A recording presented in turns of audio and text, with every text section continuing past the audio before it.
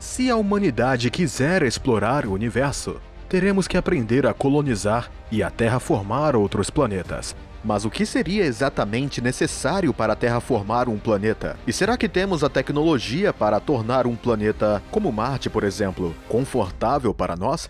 Descubra hoje quais lugares no nosso sistema solar são os melhores para a construção de colônias humanas e descubra como a humanidade criou o oxigênio pela primeira vez em outro planeta.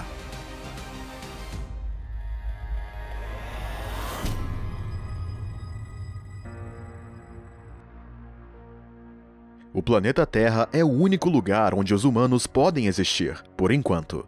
É um pensamento assustador que, se o nosso planeta de repente começasse a se tornar inabitável, não teríamos para onde ir.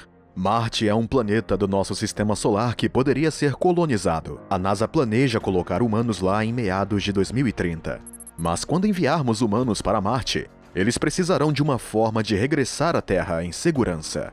E esses astronautas também precisarão de oxigênio para respirar. Marte é um planeta frio e solitário, com uma atmosfera fina que é composta por 96% de dióxido de carbono.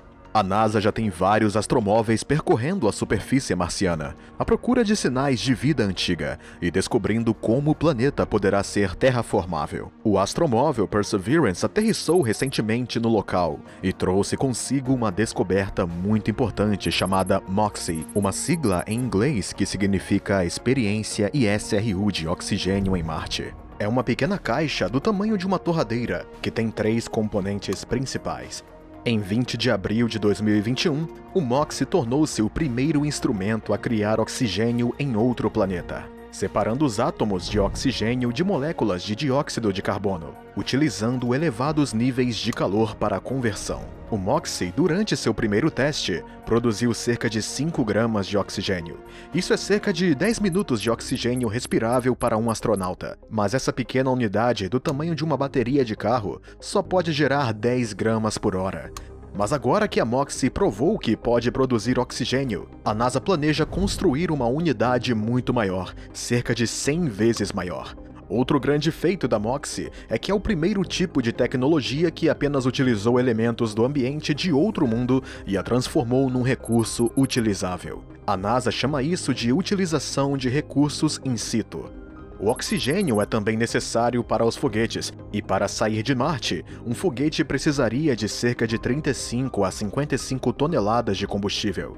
É daí que entra o oxigênio líquido. Este oxigênio, produzido por Marte, poderia fornecer mais do que 3/4 do combustível necessário para explorar o planeta vermelho, e poderia também alimentar outras missões a planetas e luas próximas. E se misturarmos oxigênio com hidrogênio, será feito água ou peróxido de hidrogênio.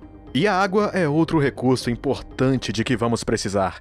Há 3 bilhões de anos, um oceano cobria 1/3 da superfície marciana. Mas agora 99% da água de Marte é gelo. Acredita-se ser possível derreter este gelo e depois filtrá-lo para que possa ser utilizado. Quando se trata de colonizar o planeta Marte, poderíamos construir grandes cúpulas e pressurizar aqueles com uma atmosfera respirável utilizando um sistema MOXIE. Mas para construir cúpulas e viver dentro delas não é tarefa fácil, e precisaríamos ter certeza de que estamos à altura desse desafio. Por exemplo, o projeto Biosphere foi um composto construído no Arizona para ver se nós humanos seríamos capazes de construir e viver em colônias autossustentáveis no espaço. Temos um vídeo mais detalhado sobre o projeto Biosphere que você pode consultar. E graças a este projeto, talvez agora compreendemos exatamente do que precisamos para construir essas cúpulas e como seremos capazes de sobreviver dentro delas. A tecnologia percorreu um longo caminho desde então. E Elon Musk diz que no início viveríamos em grandes cúpulas feitas de vidro e depois acabaríamos por terraformar o planeta com o tempo. Colonizar Marte parece ser possível, mas será que terraformar Marte é possível? Para aqueles que não sabem, terraformar é o processo de tomar um planeta sozinho e vazio, sem vida, como Marte, e transformá-lo num ambiente semelhante à Terra, ou habitável o suficiente. Geralmente dá muito certo em histórias de ficção científica, mas Marte tem grandes problemas que a nossa tecnologia atual não consegue ultrapassar. Não ainda. Marte tem uma pressão atmosférica muito baixa, atualmente inferior a 1% da Terra. Essa pressão teria de ser muito aumentada para sustentar uma atmosfera. Elon Musk brincou com uma ideia de lançar bombas nucleares sobre as camadas polares de gelo de Marte, e os minerais e o solo poderiam também fornecer fontes de carbono. Mas, mesmo se a humanidade usasse toda a energia de todas as armas nucleares do planeta, apenas aumentaríamos a pressão atmosférica para cerca de 7% da Terra, que é de 1013,25 milibares, ou cerca de 14,7 libras por polegada quadrada. Isso significa que qualquer água líquida na superfície de Marte congelaria ou evaporaria rapidamente. E a utilização de armas nucleares poderia colocar o planeta em um inverno nuclear, onde a luz solar seria bloqueada por nuvens radioativas. Ainda é possível que exista materiais com carbono suficiente enterrados nas profundezas de Marte, e que tenham carbono suficiente para atingir a pressão necessária. Mas ainda ninguém tem certeza disso. Mas esse não é o único problema. Marte não tem uma magnetosfera, o que significa que vai ser difícil manter uma atmosfera e uma camada de ozônio protegendo o planeta da radiação solar. E como o planeta carece de qualquer placa tectônica, se torna muito difícil introduzir e isolar a quantidade adequada de gases com efeito estufa, que é o que a vida precisa para sobreviver. Marte também tem uma gravidade menor. Pode não parecer um problema à primeira vista, mas uma gravidade mais baixa apresenta elevados riscos para a saúde, como enfraquecimento ósseo, atrofia muscular e sistemas imunológicos mais fracos, que é o que acontece com alguns dos astronautas na Estação Espacial Internacional. Marte é um lugar frio e desolado. Mas por que voar para outro planeta se queremos tentar terraformar um deserto frio e congelado? Parece que a União Soviética queria fazer algo semelhante, onde queriam fazer crescer palmeiras na Sibéria, e as costas frias do mar se transformariam em praias ensolaradas e cheias de turistas. Na década de 1960, houve um plano proposto por um engenheiro russo chamado Petri Borisov, que queria construir uma barragem através do Estreito de Bering. A razão é que, há 80 milhões de anos atrás, na fronteira entre o Mesozoico e o Cenozoico, a Terra encontrava-se num dos seus estados mais favoráveis. As latitudes da Sibéria e do Alasca situavam-se na zona subtropical, e as ilhas árticas e a Antártida estavam cobertas de floresta. Tudo o que é necessário para devolver a área a este estado é restaurar a troca de água cenozoica entre a bacia polar e os mares equatoriais. Mas a construção de uma barragem como esta exigiria uma quantidade incrível de recursos. A largura do estreito na parte mais estreita é de 74 quilômetros e a profundidade máxima é de 59 metros. A construção da barragem foi proposta a partir de grandes blocos de betão armado no mar. A largura dos blocos teria de ser de 40 metros por 250 metros de comprimento, com uma altura de 20 a 60 metros. A barragem em si devia ter um comprimento de 88 quilômetros. O resultado seria um aumento do fluxo de calor para o Ártico, e gradualmente o Oceano Ártico perderia todo o seu gelo, e as temperaturas na parte norte da Eurásia aumentariam. É claro que este projeto nunca teve lugar, e já podemos ver agora o aquecimento da Sibéria. Mas que tal algo não na Terra, mas aqui mesmo ao nosso lado? Acontece que a Lua há muito tempo é considerada um local potencial para a terraformação. Uma das razões pelas quais seria mais fácil é porque está muito mais perto de nós do que de Marte, e o transporte de pessoas e equipamento levaria muito menos tempo.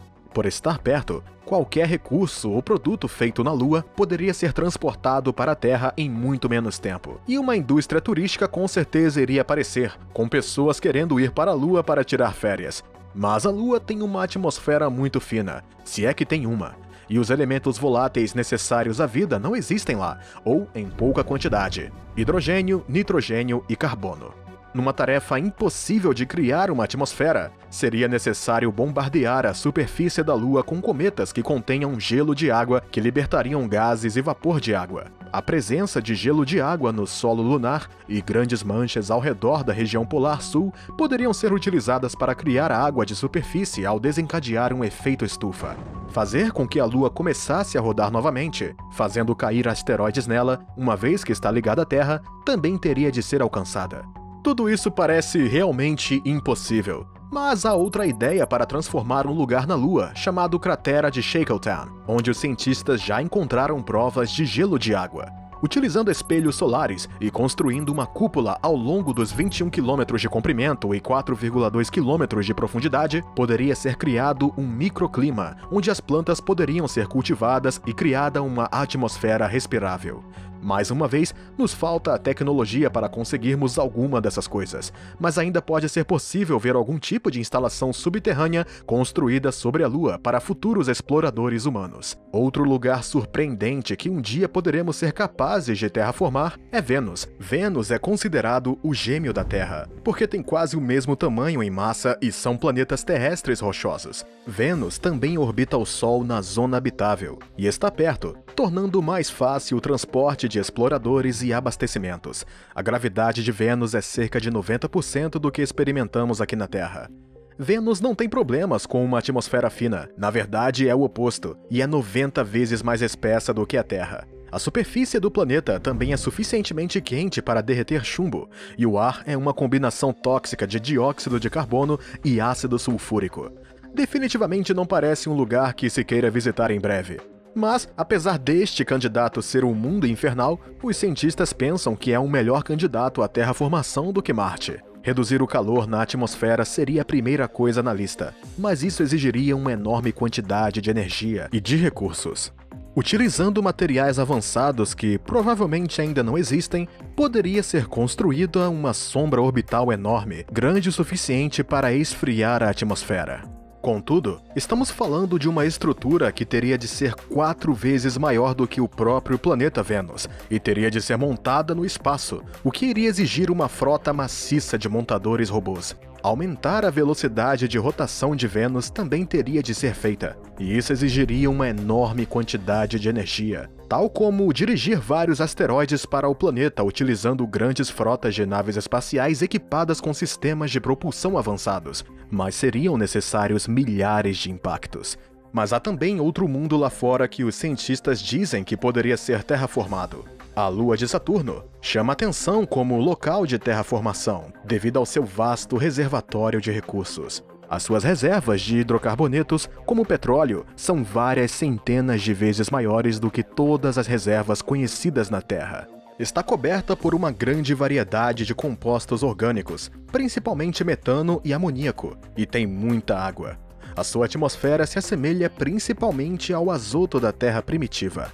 De modo geral, Titan tem os ingredientes principais para um local perfeito para terraformar, quando tivermos a tecnologia, é claro. Para mudar a atmosfera, uma ideia é posicionar espelhos enormes em órbita para dirigir a luz solar para a superfície congelada da Lua, que por sua vez oxigenaria a atmosfera. Titan também orbita a maior parte do tempo dentro da magnetosfera de Saturno, o que protegeria do vento solar. Apesar de todos os grandes desafios tecnológicos que enfrentamos, a maior parte da humanidade acredita que precisamos de encontrar um segundo lar no nosso sistema solar. A grande questão é, qual deveria ser e quando é que isso vai acontecer? Fale para a gente o que você pensa, e não deixe de ficar aqui sintonizado para mais vídeos espantosos do nosso planeta e do universo em que vivemos. Obrigado por assistir. Obrigado por